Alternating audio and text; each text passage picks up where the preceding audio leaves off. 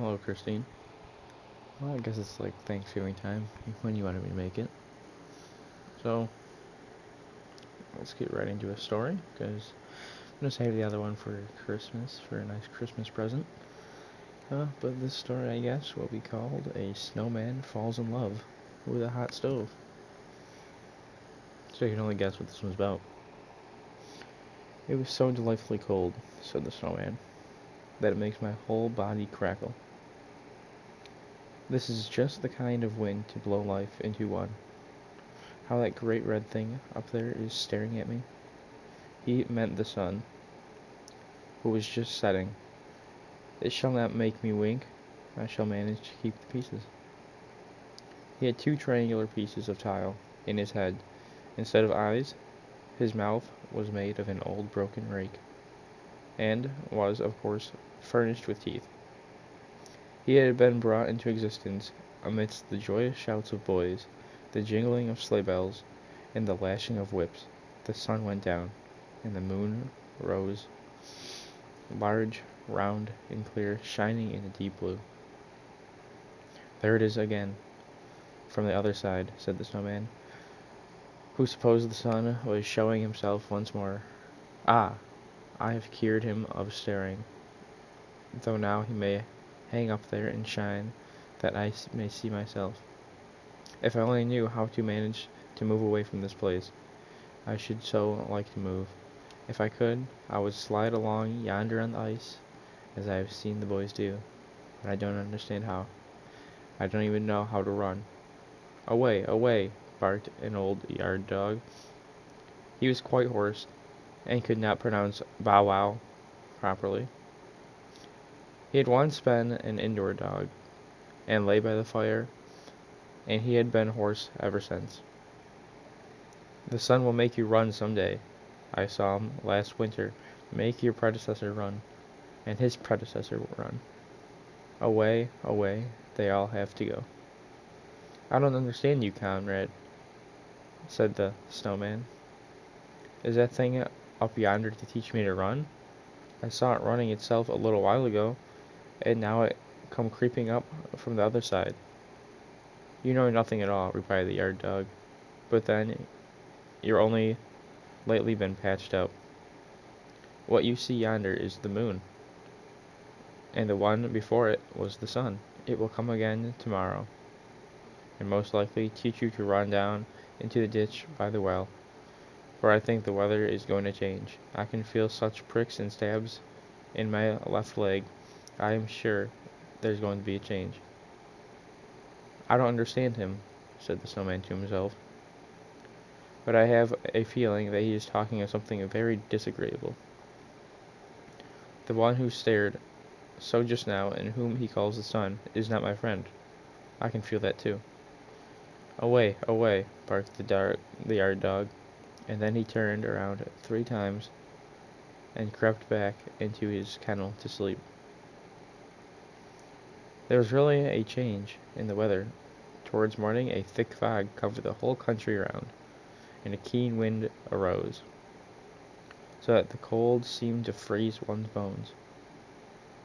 But when the sun rose, the sight was splendid.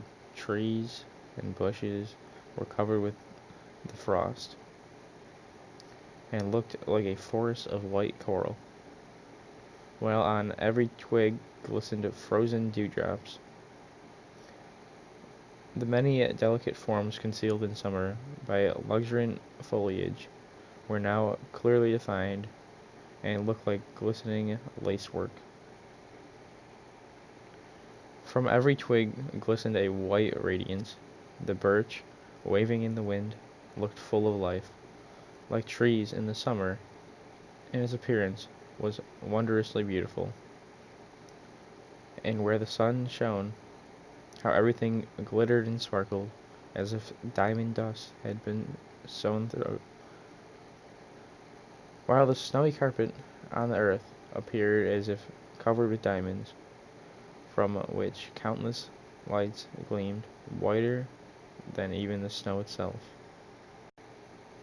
This is really beautiful, said a young girl, who had come into the garden with a young man, and they both stood still near the snowman, and contemplated the glistening scene. Summer cannot show a more beautiful sight, she exclaimed, while her eyes sparkled. And we cannot have such a fellow as this in the summertime, replied the young man, pointing at the snowman. He is capital. The girl laughed and nodded at the snowman, and then tripped away over the snow with her friend. The snow crackled and crackled beneath her feet, as if she had been treading on starch. Who are these two? Asked the snowman of the yard dog. You have been here longer than I have. Do you know them? Of course I know them, replied the yard dog. He has stroked back many times, and he has given me a bone for meat. I never bit those two. But what are they? Asked the snowman. They are lovers, he replied. They will go and live in the same kennel by and by and gnaw on the same bone, away, away. Are they the same kind of beings as you and I? Asked the snowman. Well, they belong to the same master, retorted the yard dog. Certainly people who were only born yesterday know very little. I can see that is you. I have age and experience. I know everyone here in the house, and I know there was once a time when I did not lie out here in the cold, fastened to a chain. Away, away. The cold is delightful, said the snowman. But do tell me. Only you must clank your chain so, for it jars all through when you do that. Away, away, barked the yard dog. I'll tell you. They said I was a pretty little fellow once. Then I used to lie in a velvet-covered chair up at the master's house and sit in the mistress's lap. They used to kiss my nose and wipe my paws with an embroidered handkerchief, and I was called Ammy, dear Ammy, sweet Ammy. But after a while I grew too big for them, and they sent me away to the housekeeper's room. So I came to live on the lower story. You can look into the room from where you stand and see where I was a master once. For I was indeed master to the housekeeper. It was certainly a smaller room than those upstairs, but I was more comfortable, for I was not being continually taken hold of and pulled about by the children as I had been. I received quite as good food, or even better. I had my own cushion, and there was a stove. It was the finest thing in the world. At this season of the year, I used to go under the stove and lie down quite beneath it. Ah, I still dream of that stove. Away, away. Does the stove look beautiful? Asked the snowman. Is it at all like me? It is just the reverse of you, said the dog. It is black as a crow, and has a long neck and a brass knob. It eats firewood, and so that fire spurts out of its mouth.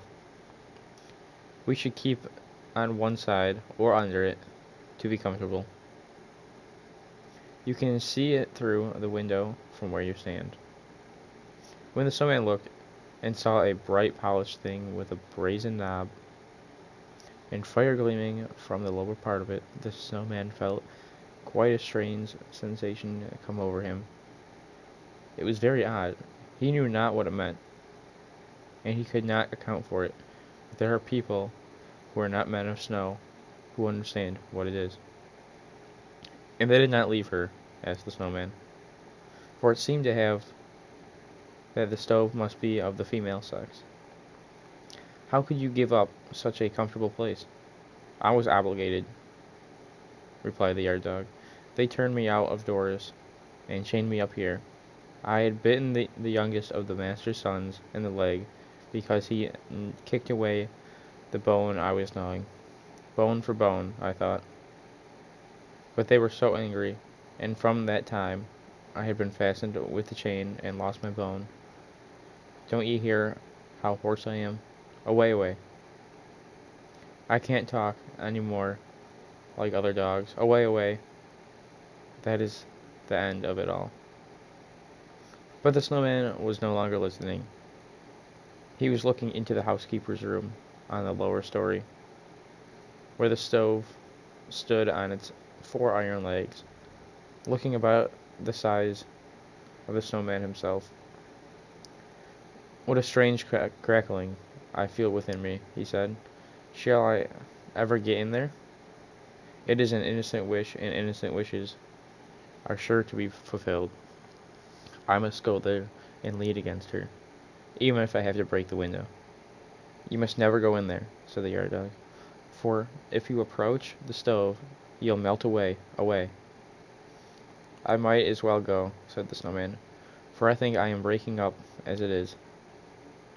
During the whole day, the snowman stood looking in through the window, and in the twilight hour, the room became more inviting, for from the stove came a gentle glow, not like the sun or the moon, no, only the bright light which gleams from a stove when it has been well fed. When the door of the stove was opened, the flames darted out of its mouth. This is customary with all stoves. The light of the flames fell directly on the face and the breast of the snowman with a ruddy gleam.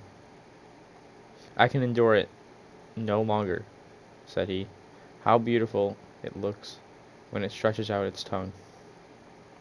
The night was long, but did not appear so to the snowman, who stood there enjoying his reflections and crackling with the cold.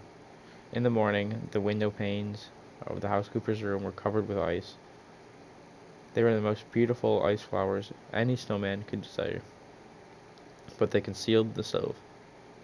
These window panes could not thaw, and he could see nothing of the stove, which he pictured to himself as if it had been a lovely human being.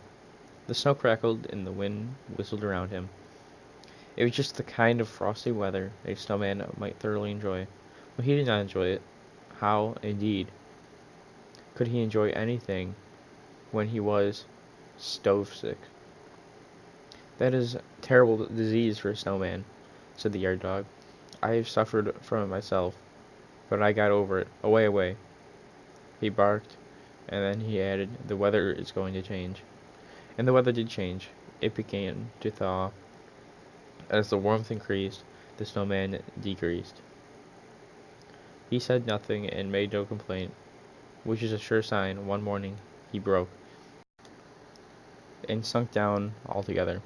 And behold, where he had stood, something like a broomstick remained sticking up in the ground. It was the pole round which the boys had built him. "Ah, now I understand why he had such a great longing for the stove," said the yard dog. "Why, there's the shovel that is used for cleaning out the stove, fastened to the pole." The snowman had a stove scraper in his body. That was what moved him so. But it's all over now. Away, away.